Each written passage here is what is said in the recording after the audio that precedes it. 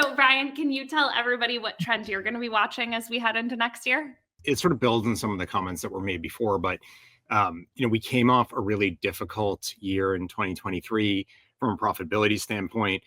Dynamically, we're not actually any better than we were. We've just been able to get some rate, and that's helped a little bit. And we've had some respite on some of the loss activity, but not really. It's still kind of hailing everywhere. There were tons of hurricanes and other storms. There were fire losses in places that have never burned before. Those of us, in the Northeast certainly know what that's like all of a sudden, where we wouldn't have in the past. But yeah, we got some rate, and getting rate ain't good enough.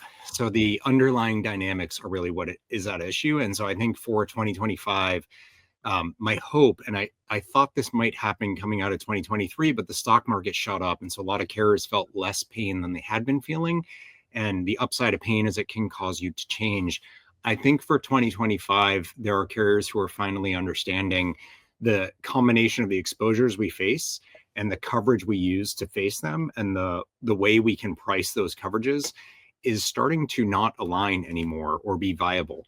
And so I think there will be more of a push to rethinking coverage, rethinking how we go about selecting risk and rating for it, and not just doing this like we'll exit one part of the market because we can't make money, we'll jack up rates, and then we can come back to it. That's I think a historic approach that doesn't really fit when the coverage and the exposure are so misaligned.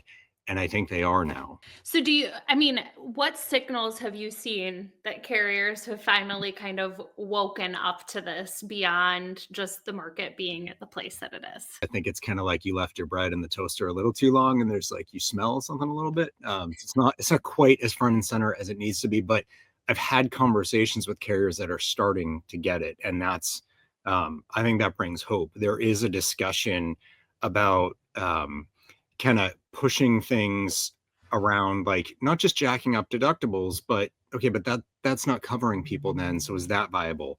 Well, if you just jack up rate, that's not great either because they can't afford it. They sort of hate you more for it, and they're still left in a bad spot. And by the way, like Michelle said, you're still not profitable.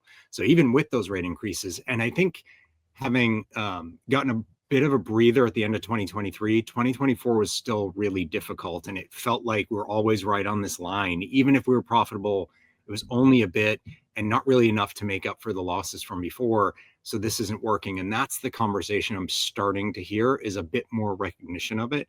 And what's a little bit different now is the tools have evolved.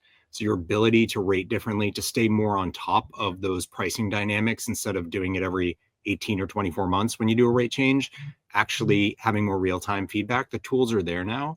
And we have some new kind of conceptions of coverage that are hitting the market. I've talked a lot about Sola and their hail product, that wind and hail that's come out.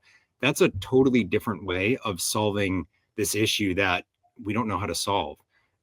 So I think we are starting to see some of the movement. I just would like it to speed up. And the reality is, I think everybody would.